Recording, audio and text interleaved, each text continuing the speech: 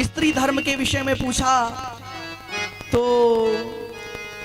बताया गया कि स्त्रियों को अपने पति की सेवा करनी चाहिए, परंतु वास्तव में पति क्या है पहले इस पर भी प्रकाश डालना चाहिए, क्योंकि सभी लोग बोलते हैं कि नारी धर्म पति देव न दूजा, कि नारी के लिए तो पति के अतिरिक्त कोई देवता ही नहीं है, मंदिर नहीं जाना चाहिए। पहले वास्तव में पति क्या है ये बताइए।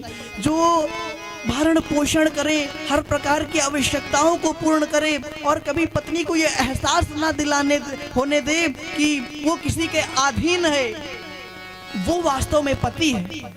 और ऐसे पति की सेवा करने के लिए कहना नहीं पड़ता है। यदि सद्गुणी है तो स्त्री स्वतः ही सेवा के भाव को हृदय में धारण कर लेती है।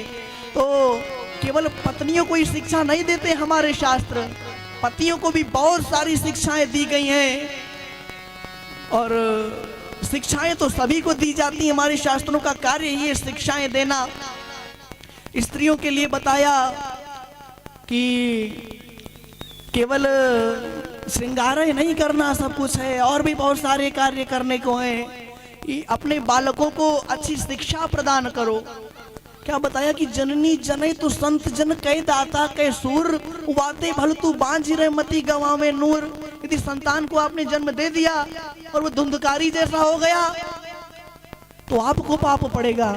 यूं राहु केतु जैसा हो गया आपको पाप पड़ेगा।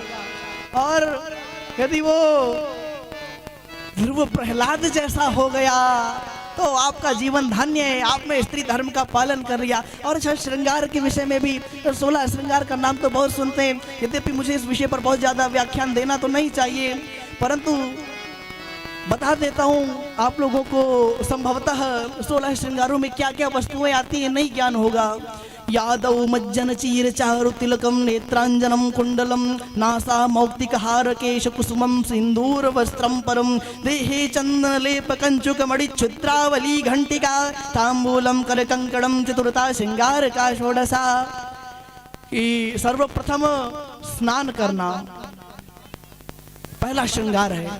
तो श्रृंगार का यही मतलब नहीं कि वो पुट्टी पीओपी मुंह पर लगा लिया तो सारा श्रृंगार हो गया, और भी बहुत सारी चीजें। क्या ये जो अन्य वस्त्र हैं वो 16 श्रृंगारों में नहीं आते हैं। साड़ी धारण करना, चीर साड़ी धारण करना 16 श्रृंगार का द्वितीय श्रृंगार है। तीसरा सिंदूर का तिलक करना। ये जो फोम की बिंदी लगाते हैं ना, ये वास्तविक श्रृंगार नहीं है। सिंदूर को चमेली के तेल या घृत में उसका लेप बना करके उसकी बिंदी धारण करना चाहिए। ये 16 श्रृंगार का तीसरा श्रृंगार है। चौथा नेत्रों में काजल लगाना। पांचवा कुंडल धारण करना।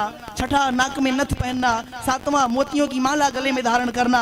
आठवां बालों में पुष्प या गजरा लगाना। नौवां मांग में सिंदूर धारण करना। 10वां उत्तरी वस्त्र अर्थात चूर्ण धारण करना। 11वां शरीर में चंदन का लेप करना। 12वां चोली धारण करना। 13वां घुंघरू वाली गर्दनी।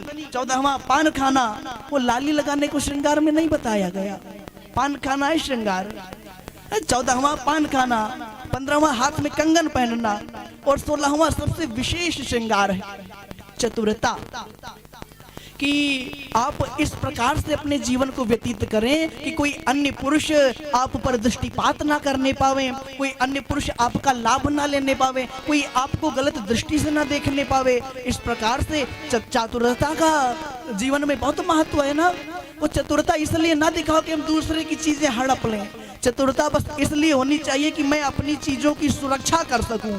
स्वयं के चरित्र की सुरक्षा कर लेना, स्वयं के जीवन की सुरक्षा कर लेना, स्वयं की सामग्रियों की सुरक्षा कर लेना ही सबसे बड़ा धर्म है। तो ये 16 श्रृंगारों में वर्णन बतलाया गया है।